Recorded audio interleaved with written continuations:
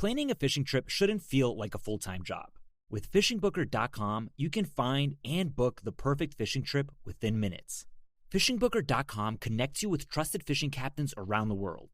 Booking is fast, easy, and secure, with access to verified customer reviews, loyalty rewards, and around-the-clock customer support. Everything you need to book with confidence is in one place. So head to fishingbooker.com and start planning your next fishing adventure today. All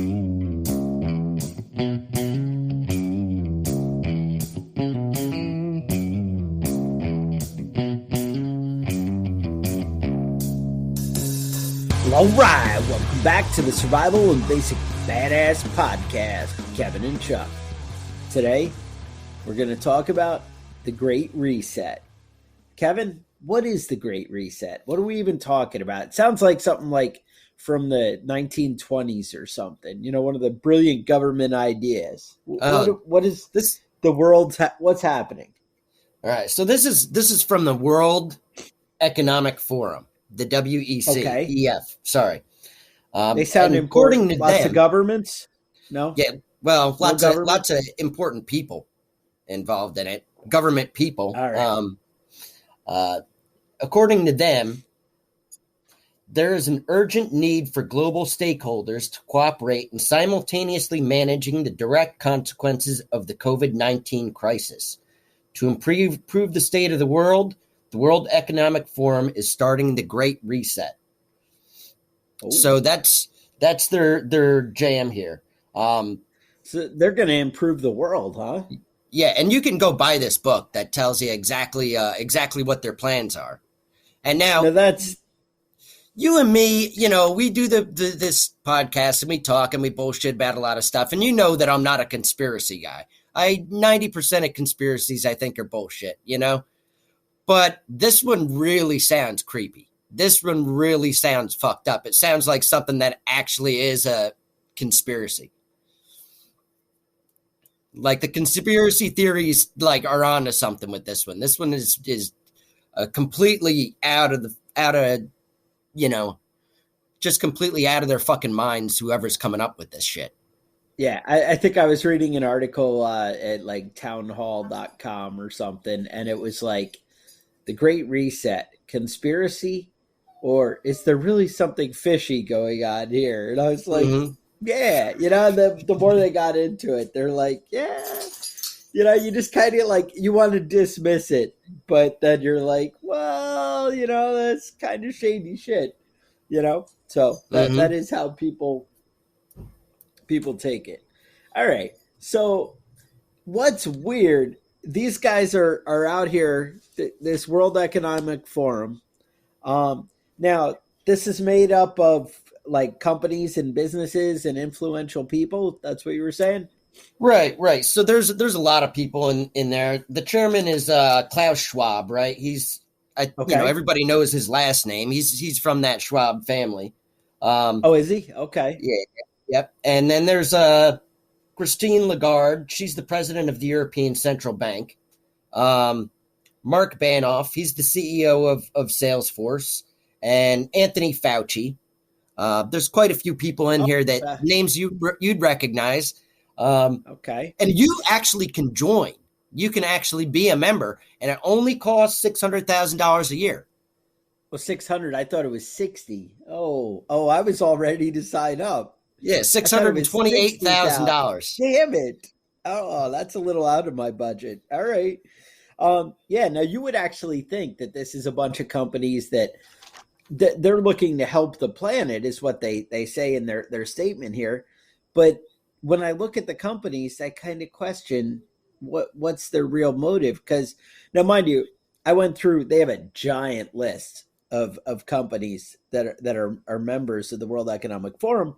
And obviously I picked out ones that are going to make my point, right? I mean, you know, I'm not, you know, there are ones that maybe contradict this a little, but these are the ones that struck me as, wait a minute, something's fishy here. So they said that they're here to look out for you and make the world a better place. Let me drop some of these names and tell me if that's what comes to mind. The China Construction Bank, they care Mm-hmm. about the little guy, right? Yeah. How about the Industrial and Commercial Bank of China? That doesn't sound right to me either.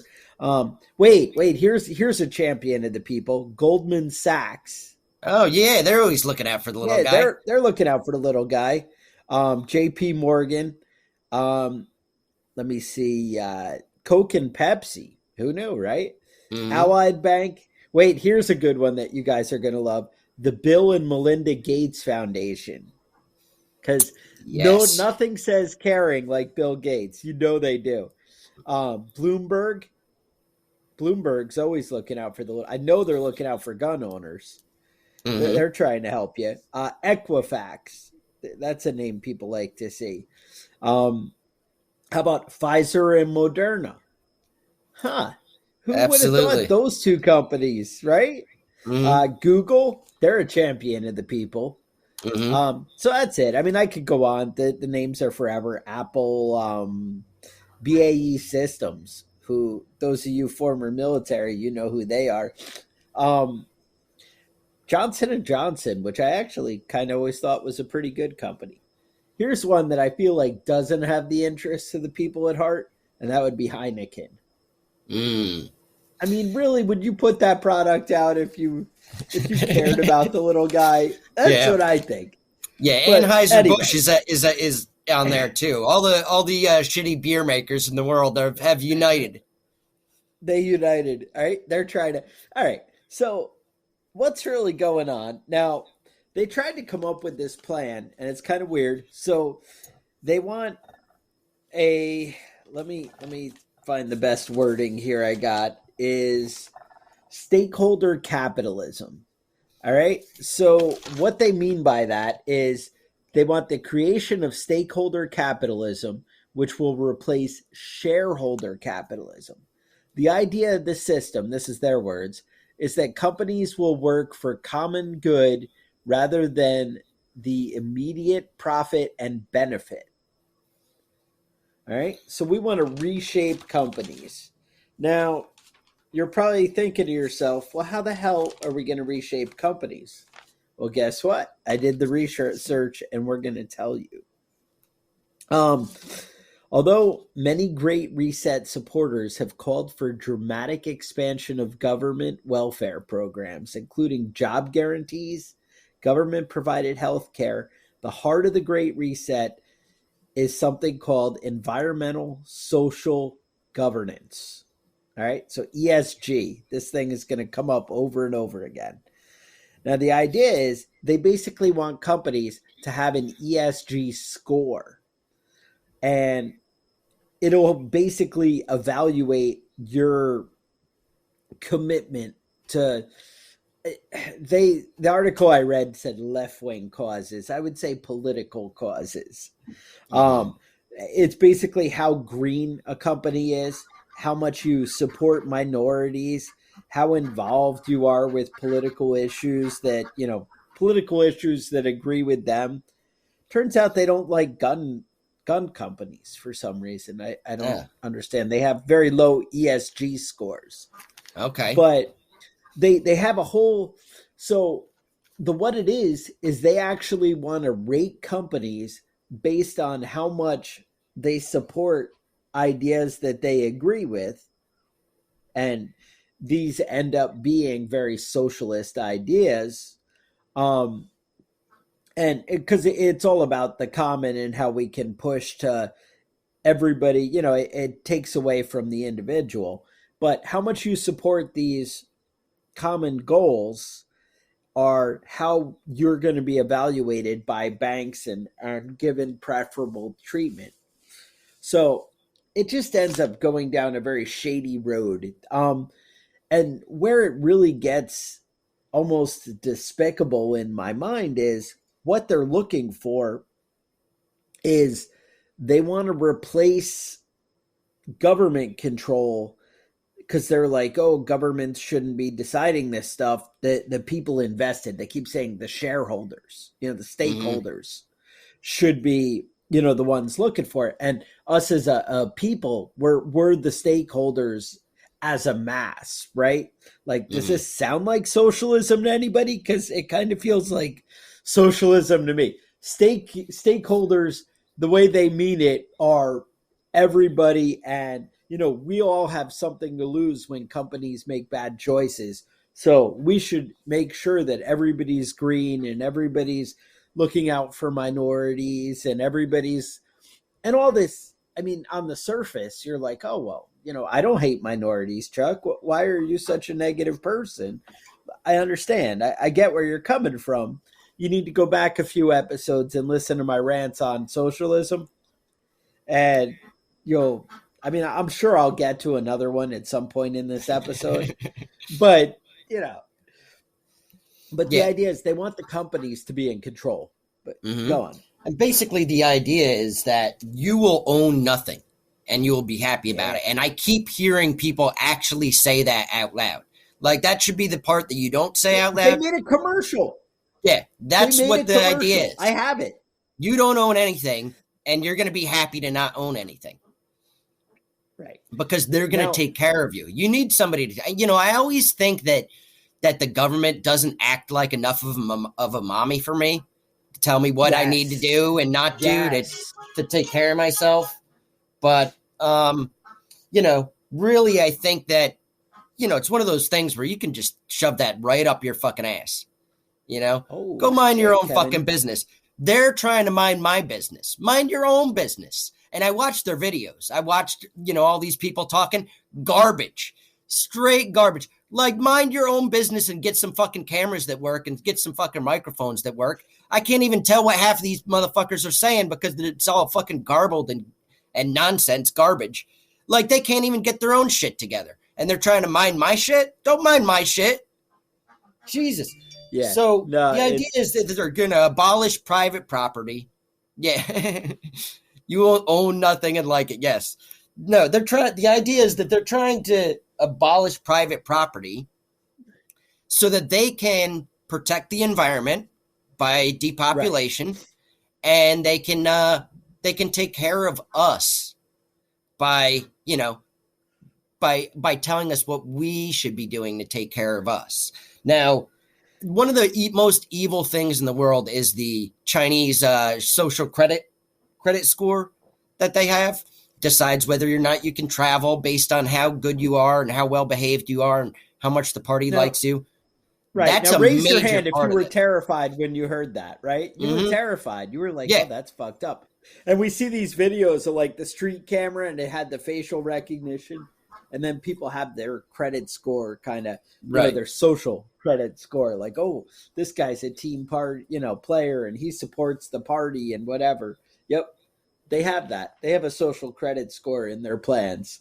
And yeah, it's ugly. I don't know. I just find that outrageous. And that's a world, how often have we heard, a government that can give you everything that you want is a government that can take away everything that you have, is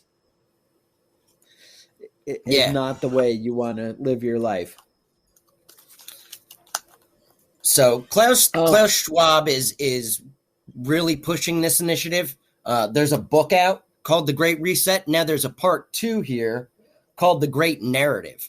Now the idea is that they are going to change the narrative so that people start seeing the error of their ways by owning their own house and by choosing which job they work at.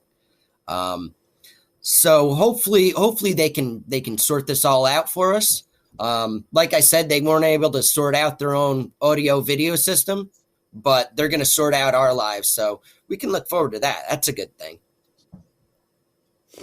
Well, they got your back. I mean, that's the bottom line. Well, have you noticed that the housing market, like, I don't know about you, but I've actually been contacted by several realtors and they're like, don't you want to sell your house? Because there's nothing available right now for sale. And we can't, there's no new listings and I'm worried. And, what am I going to do about my job? When I look around, I find that more and more houses are owned by investors. Now you're thinking, oh, well, it's because of all those books from that Rich Dad, Poor Dad, and Right. whoever else. Carlton Sheets was the one back in the day, right? Some of you guys probably too young to even remember Carlton Sheets, but Carlton Sheets was it. We had all those infomercials. Do you remember when there used to be infomercials? Who knew? Yeah. Yeah. Right? The good old days. So anyway, there were, it turns out it's not necessarily those guys. A lot of it is big corporations. And a lot of those corporations are companies like there's one called BlackRock, and there's a whole bunch of REITs. You see REITs, real estate investment trusts, REIT. You'll see a lot of that, and that's something you can invest in on the stock market. But what they're doing is they're buying whole neighborhoods and large areas. They buy them up, and then they can control the rent. And the idea is to make it where it's possibly tough for you to even, meet your basic needs. And you're like, oh, well, that just sounds evil and conspiracy like. But look around. Have you seen the housing markets go up? Have you noticed that rents are going up everywhere? Now, obviously, you're like, well, Chuck, have you seen inflation? Have you seen the government printing money like complete jackasses? Well, yes, that is definitely a factor too. And there's a whole bunch of inflation going on from that. But it's extra dramatic in the housing market. And it's basically a multi-pronged approach from companies like this working together. The idea is, now, again, this isn't really written in black and white. This is where you get into the grayer conspiracy end of it. But what is in black and white is they want what's called a UBI, a universal basic income.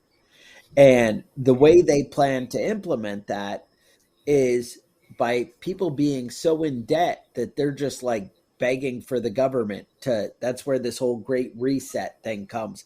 Let's go back to zero. Let's go back to, hey, if I had no debt, then I'd have a fair shot. That's what people believe. They're like, oh, all my bad choices, I just need a fresh start because now I'm going to turn everything around and start making good choices. Well, if you have no choices left up to you, then you're bound to only make good choices, right? Right. If you're only allowed the car that I offer you, because there's only one company making cars because they're the most socially responsible, and there's only one type of cereal. And you know what? I can't even find a good toilet paper company, so we're just not even going to have that anymore, To hell with toilet paper. You guys, you're on your own on that one. But they just basically are hoping, and again, it's kind of conspiracy, but the idea is people are going to end up in so much debt, and that is the road we're heading down, that they're going to be begging for the government to just take over and handle things. It goes back to what Kevin just said about you'll have nothing and you'll be happy.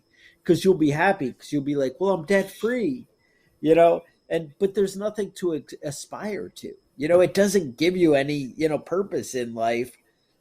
And that's an ugly road we don't want to go down. But yeah, I think a lot of this shit is you call it socialism, but socialism implies that you vote for who's in charge. Communism is more of what they're looking at. Like, they are the ones that are going to be in charge, and you're going to be the one that's not in charge. You know what I mean? You don't have a decision on who's making the decisions. They're making the decisions for you. And the idea is that if everybody can just fall in line and start behaving themselves, we can get over this COVID thing. If everyone will just start behaving themselves, we can get out of this global warming situation we're in. If everybody just starts behaving themselves, then we can get out of this inflation that we're dealing with. Everybody just has to start following the fucking rules. Just listen to the fucking rules. We're straightening this out for you. But if you're not behaving yourself, then we're going to have to, make some check marks on your social credit score and make sure you can't travel, make sure you can't get a loan, make sure you can't get a job that pays anything more than bare, sustaining your, your life, just being able to feed yourself, and that's it, But you have to fucking start behaving yourself and fall in line. Otherwise, all these problems are not going to get any better. Yeah. I just imagine like an angry old fat white guy sitting, looking at his computer monitor, and your picture comes up and he sees you out there protesting against something. Maybe you have some kind of jackass podcast where you're upsetting everybody, and he's just putting his thumb on the thing, being like, I crush you like a bug, and just ready to, you die. I'm crushing your head. That's how I see it. I see it playing out. I don't know. Maybe I've watched too many movies. All right. Well, what gets even creepier with this is they've been coming up with this plan for a while, but now here's what you want to know. Now, COVID-19, that obviously happened in 2019, right? It's the 2019 variant of the coronavirus, right? Right.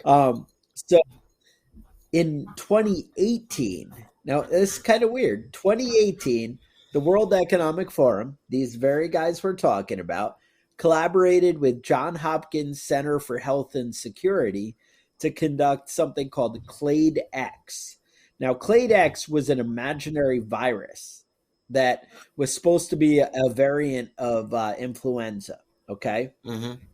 And what they did is they created a simulation of a national pandemic, and how the response would be. And apparently they based it on the U.S., which, why is this world company just worried about what the U.S. does? It's because we're cooler. That's why. Yep. We're cooler than everybody else. That's why. Because they're like, if we can just crush America, then everybody will fucking fall in line.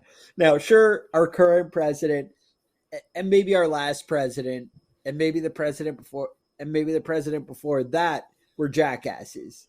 But somewhere back there was a good one. I mean, I don't remember when exactly, but maybe Slick Willie. I don't know. I don't know which one, but obviously for me it's the Gipper. But we won't talk about that. But 1980 to 88. Yeah, those were the good years. Yeah, there's a song. I think it's called "If Heaven" or something. Andy Griggs or something, and he's like, if heaven was a place, if this, whatever, if heaven was a time, it'd be like 1984 or something. And I'm like, yeah, because Reagan was president, of course, whatever. Anyway, sorry, I digress. Anyway, when they played this out, they said if people didn't get vaccinated, it would be 30 to 40 million deaths, and it would be contagious and outside the country to about 900 million deaths worldwide. And they played it out. And then they were like, let's really dig deep into this and do it again. So the following year, 2019, they had new sponsors, not Johns Hopkins, but let's bring in the big dogs, Bill and Melinda Gates. And this is actual factual shit that happened, right? This isn't conspiracy. So they called this one Event 201. And this is in 2019, before the coronavirus outbreak. And do you want to guess what type of virus they decided to use instead of the flu this time? I mean, take a wild shot in the dark. Shit. I don't know. There's so many diseases. Coronavirus. A coronavirus? Get out of town. They were like, I mean, what are the odds that in 2019, they were like, what if instead of just national, what if there was an international coronavirus outbreak? What would happen then? And they discussed what the governments would do, how they could, treat it, how they could do it, whatever. So they did the first one in 2018, and then they did one very specific in 2019.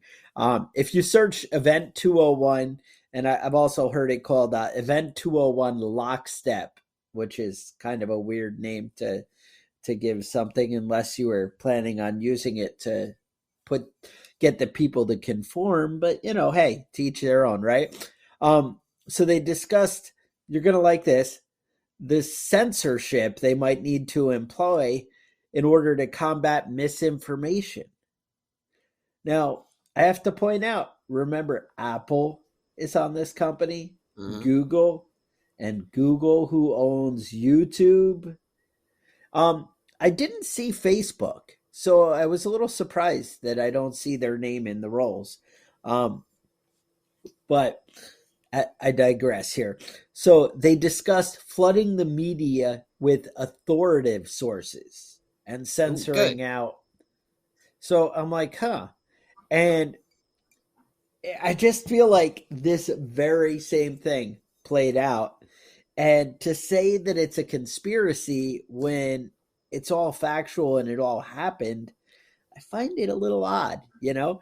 Mm-hmm. And what is so concerning to me is, I go back to it's companies trying to be in charge, not elected government officials. I know you pointed this out already, but it's companies saying we need to decide because we're the socially responsible ones and we need to make sure everybody else is.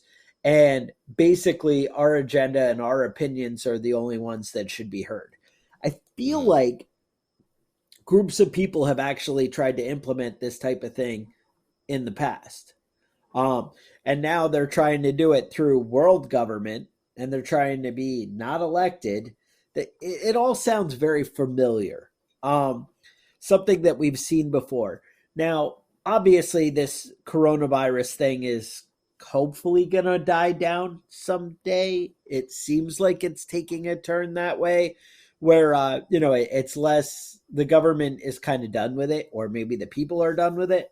Mm-hmm. But you'll be happy to note that don't worry, they have a backup plan. And their backup plan is global warming and making a greener planet. And Right. all these same things that there were, it's so important we control everybody because of the virus. Now they've gotten you used to being told what to do. Now we can segue into, the planet, and it's so important and you need to do things this way. Mm-hmm. So I Right. just feel like we're going down a little bit of a dangerous road. I feel like, hey, government's trying to do socialism. That doesn't sound like a conspiracy to me. That just sounds like what they're always trying to do.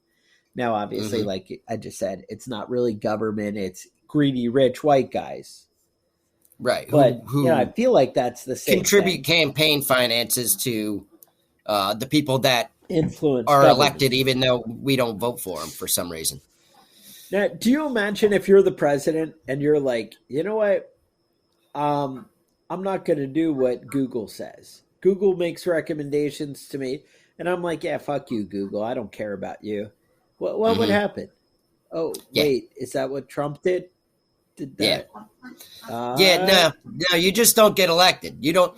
And it's the same thing that I've been going back to, over and over again is that we only have the option of two people to vote for president. You know what I mean? You're never going to have a real third party candidate because every time there's an attempt, they just put that shit down. After Ross Perot, they basically put an end to that. You can't have a third party. You can't be involved in the debates. Yeah, you can vote for whoever you want, but they're not going to fucking win. right. You have a Democrat candidate and a Republican candidate, and they're basically the exact same fucking person. Moving the decimal Right. point one place to the left or to the right, and that's basically it. Well, that's the But thing. I mean, when I brought up Trump, a lot of you were like, well, maybe he didn't win because he's a friggin' jackass and he says really stupid shit. Yeah, there's that. But remember who beat him when you're making that argument. right, And then you're like, well, yeah, no, that is kind of weird. Google or somebody might have had some, influence there. But because, if that, I don't know. Anyway, now that we filled your head with all kinds of depressing, horrible stuff that socialism's right around the corner, what's going on in the world? Probably happy things. People are hanging out in parks. flowers and beautiful stuff. We're currently on the Volodymyr Zelensky death watch now. Oh, nice. Volodymyr Zelensky, the president of the Ukraine, who has like big clacking balls made out of steel, apparently. Whoa. the government, the world governments were all saying that he was going to, have to flee the country and have a government in absentia or whatever they call that shit. Like during World War II, where all the kings and the presidents and everybody fled their country as Nazi Germany was taking over. And then, just waited until the war was over and came back. Not this guy. Now he actually is staying in the capital. I don't know how they haven't killed him yet. You know what I mean? Honestly, I'm surprised he hasn't gotten shot in the head or shot in the back already. But he's still alive. The U.S. government said they would extract him, and he said, I don't want to leave. I need you to send me more anti-tank missiles. Like that's the dude. I mean, he's basically completely surrounded in Kyiv right now, and he's not going anywhere. I remember old Ted Cruz fled the country over an ice storm. So I mean, whatever that says, but he's not going anywhere, and so it's really a matter of time before the Russians either capture him or kill him. And I feel like being captured would be far worse than being killed by the Russians. They don't necessarily treat their captives all that well. If you remember the guy what was the guy's name? Nikolnikov, that was running against Putin, who's been in prison for they poisoned him. And then he went back to Russia, and they immediately just put him in prison, and they're starving him to death. So, I mean, you see how that goes when they capture you. They just beat the shit out of you until they catch you saying whatever they want you to say and record that little bit and send it out. So, I mean, it looks like we put ours Zelensky, on the internet. So, yeah. I'm guessing, if I had to guess, Zelensky is going to be dead by the time this podcast hits the air, which is going to be about 12 hours from now. He does seem a little bit wily, though. He might make it a little bit longer. We'll see what happens with him. I'm rooting for him, 100%. I'm rooting for Ukraine, and I'm pro-democracy versus I'm anti-authoritarianism, which seems fucking strange because there's a lot of fucking assholes that I used to respect that are coming out in support of Russia for some fucking reason. Like Candace Owen, read Putin's speech and was like, "Oh, he makes a good point." Everyone's like, "Well, it's NATO's fault for hemming in Russia. It's not like they're going to invade other countries or anything." Yeah, no, NATO is there for a fucking reason, and it's fucking working. And if we had let Ukraine join NATO, this wouldn't have happened. But everybody's got their fucking panties in a bunch. They don't want to upset Putin. He's making fucking threats that he's going to do something about it. And everyone's like, no, he's just joking. He's not going to do something about it. Then he invades Ukraine, and everyone's like, hey, no, he's not actually going to invade.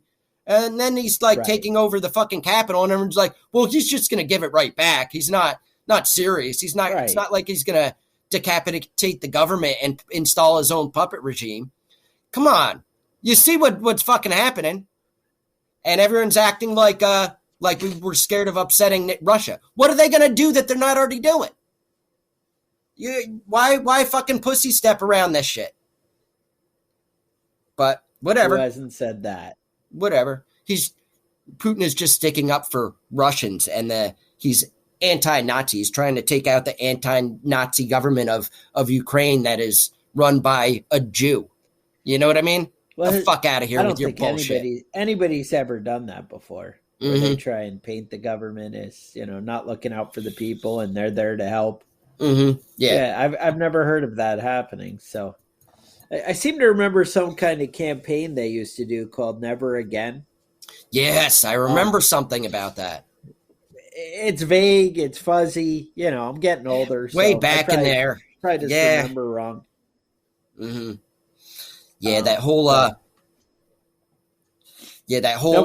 thing about looking out for Russia's security and its independence. Yeah. Meanwhile, China is fucking looking at this playbook that Putin's playing, and it's like, oh yeah, I can just take over Taiwan. Nobody's going to do shit about it. Just like the United States isn't doing anything about this. NATO countries, they're not doing anything. Oh yeah, they're sanctions. We've been sanctioning Russia for fucking 20 years. They don't give a fuck about that. That was I was reading news on the internet last night, and it was a hardcore right wing group, the BBC. You probably heard of them, Right. yeah. And they were like Biden's.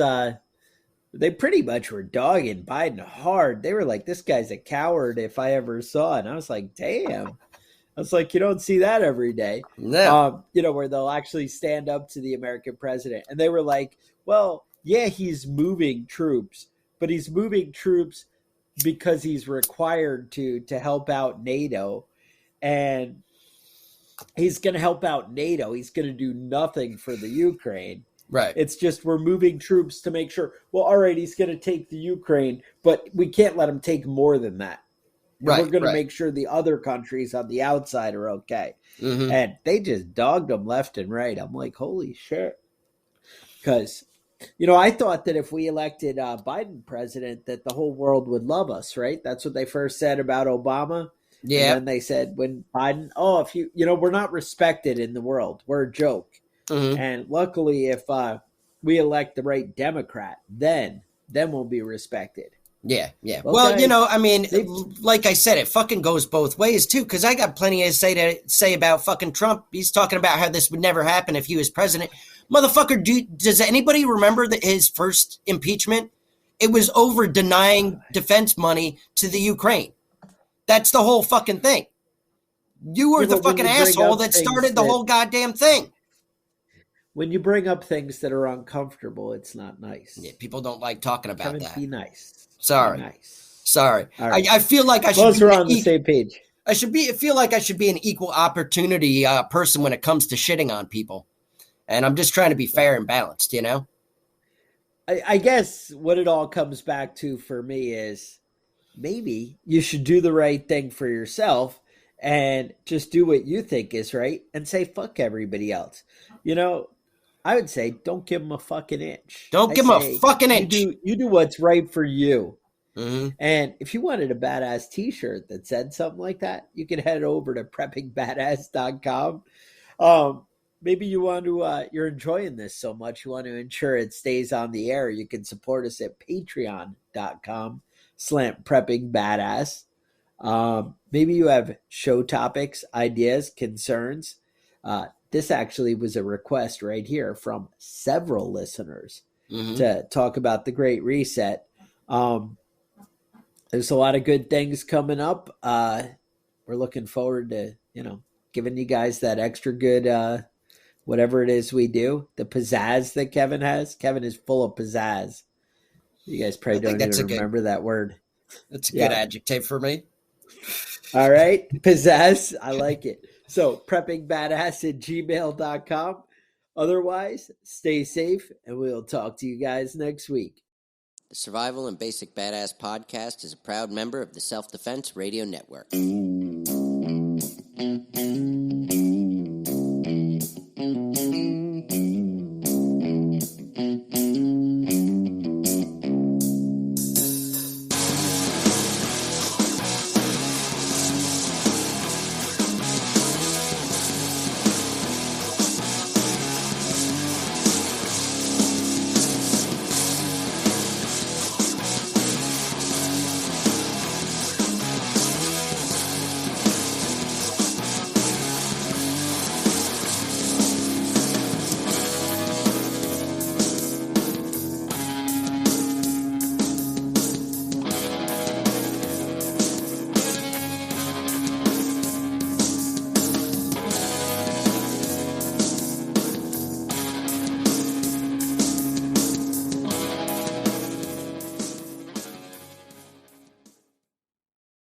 Planning a fishing trip shouldn't feel like a full-time job.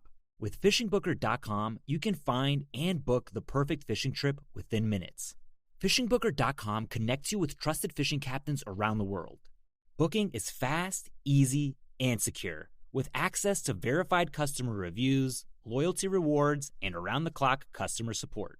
Everything you need to book with confidence is in one place. So head to FishingBooker.com and start planning your next fishing adventure today.